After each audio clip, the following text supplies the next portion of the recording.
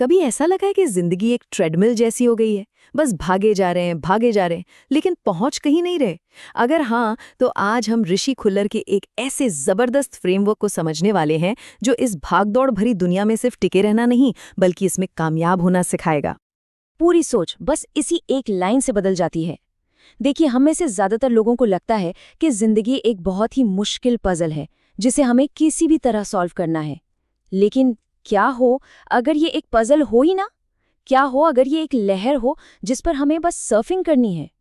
तो चलिए इसमें जरा गहराई से उतरते हैं। सबसे पहले हम ये समझेंगे कि हम गलती कहाँ कर रहे हैं, फिर एक बिल्कुल नई सोच को अपनाएंगे और उसके बाद कुछ ऐसे प्रैक्टिकल टूल्स की बात करेंगे जो असल में जिंदगी बदल सकते हैं, और आखिर में उस सबसे बड़ी सीख पर पहुंचेंगे जो हमेशा हमारे काम आएगी। तो पहला सेक्शन, ये समझना कि हम जो खेल अब तक खेल रहे थे वो असल में गलत क्यों था। स्क्रीन पर ये दो माइंडसेट देखिए। एक तरफ है मशीन वाली मानसिकता, जिसमें हम अपनी जिंदगी को एक मशीन की तरह चलाने की कोशिश करते हैं। हर चीज का एक परफेक्ट प्लान, हर चीज कंट्रोल में। लेकिन जब कुछ भी प्लान से हटकर होता है तो हमें टेंशन होने लगती है, और हम सब जानते हैं जिंदगी कभी भी हमारे प्लान के हिसाब से नहीं चलती है ना। देखिए, जब हम जिंदगी को जबरदस्ती अपनी योजनाओं में फिट करने की कोशिश करते हैं तो हम असल में जिंदगी से लड़ रहे होते हैं, और इसी लड़ाई में हमारी सारी एनर्जी खत्म हो जाती है। यही वो वजह है कि आज इतने सारे लोग बर्नआउट महसूस कर रहे हैं, क्योंकि वो एक ऐसी लड़ाई लड़ रहे हैं जिसे जीता ही नहीं जा सकता। तो सवाल ये है कि अगर मशीन चलाना सही तरीका नहीं है तो फिर सही तरीका क्या है? जवाब है सर्फिंग। चलिए देखते हैं इसका मतलब क्या है। जिंदगी में सर्फिंग करने का मतलब है हालात से लड़ना नहीं, बल्कि उन्हें समझना, ये देखना कि एनर्जी किस तरफ बह रही है और फिर उसके साथ बह जाना। ये जोर जबरदस्ती के बारे में नहीं है, बल्कि सही मौके पर सही एक्शन लेने के बारे में है। तो हमारा गोल दुनिया को कंट्रोल करना है ही नहीं, हमारा गोल है दुनिया के साथ कोऑर्डिनेट करना, उसके साथ तालमेल बिठाना। ये जिंदगी के साथ एक खूबसूरत डांस सीखने जैसा है जो हमेशा चलती रहती है। ठीक है, तो अब जब हमने अपनी सोच बदल ली है तो चलिए कुछ ऐसे प्रैक्टिकल टूल्स देखते हैं जो इस नई सोच को असल जिंदगी में लागू करने में हमारी मदद करेंगे। और इसकी शुरुआत होती है ये समझने से कि हम अपनी जिंदगी को किन पैमानों पर माप रहे हैं। हम हमेशा कहते हैं टाइम नहीं है, टाइम नहीं है, लेकिन असलियत ये है कि असली समस्या टाइम की नहीं, एनर्जी की है। जरा सोचिए, जब हम पूरी तरह थके हुए होते हैं तो क्या 1 घंटे में उतना काम कर पाते हैं जितना फ्रेश और एनर्जेटिक होने पर करते हैं? बिल्कुल नहीं। तो असली करेंसी टाइम नहीं, एनर्जी है। तो सवाल है कि अपनी एनर्जी को मैनेज कैसे करें। ये 4 स्टेप का एनर्जी ऑडिट बहुत काम का है। स्टेप 1, एक हफ्ते के लिए हर 2 घंटे में बस ये नोट करें कि एनर्जी लेवल कैसा है, हाई, लो या न्यूट्रल।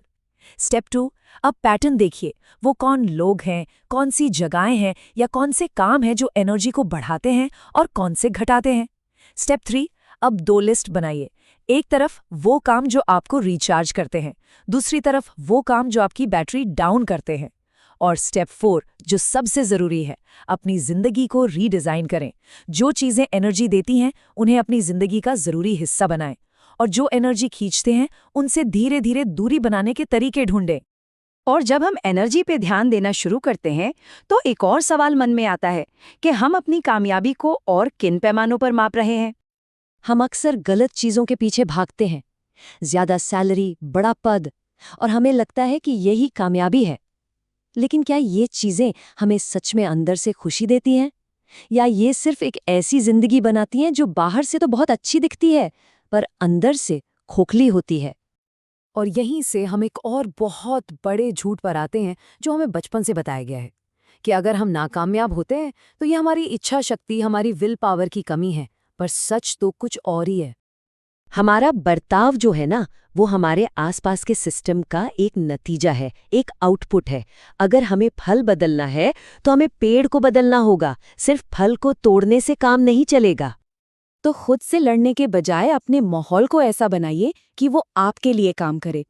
बुरी आदत को मुश्किल बनाना है, मान लीजिए देर रात तक फोन चलाने की आदत है, तो फोन को सोने से पहले दूसरे कमरे में चार्जिंग पर लगा दें। अच्छी आदत को आसान बनाना है, अगर सुबह जिम जाना है तो रात में ही जिम के कपड़े निकाल कर रख दें। तो सोचने वाली बात यह है कि हम अपनी जिंदगी में ऐसा कौन सा एक छोटा सा बदलाव कर सकते हैं जिससे अच्छी आदतें अपने आप होने लगे और बुरी आदतें मुश्किल हो जाएं। तो आखिर में सवाल ये उठता है कि जिंदगी का असली मकसद है क्या? अगर जिंदगी का मतलब हर चीज को कंट्रोल करना, सब कुछ हासिल करना या हमेशा खुश रहना नहीं है, तो फिर क्या है? असली कामयाबी इसमें नहीं है कि जिंदगी में कोई मुश्किल ही ना आए।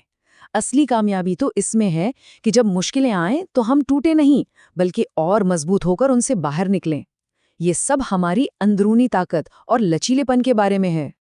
जब भी हमें बुरा महसूस होता है तो इसका ये मतलब नहीं कि हम फेल हो गए हैं। नहीं, इसका मतलब है कि हमारी भावनाएं, हमारी फीलिंग्स हमें कुछ बताने की कोशिश कर रही हैं। वो एक फीडबैक है, एक सिग्नल है कि कुछ बदलने की ज़रूरत है। और यही इस पूरी बातचीत की सबसे गहरी और सबसे ज़रूरी सीख है। मन की शांति कोई इनाम नहीं है जो हमें सारी मेहनत के बाद आखिर में मिलेगा। नहीं, ये एक कंपास है, एक दिशा सूचक है जो हमें हर पल बताता है कि हम सही रास्ते पर हैं या नहीं। तो जाते जाते बस ये एक सवाल है जिस पर सोचा जा सकता है, कंट्रोल का वो कौन सा एक भ्रम है जिसे आज हम छोड़ने के लिए तैयार हैं? क्योंकि जब हम उस भ्रम को छोड़ देते हैं तभी हम असल में जीना शुरू कर पाते हैं।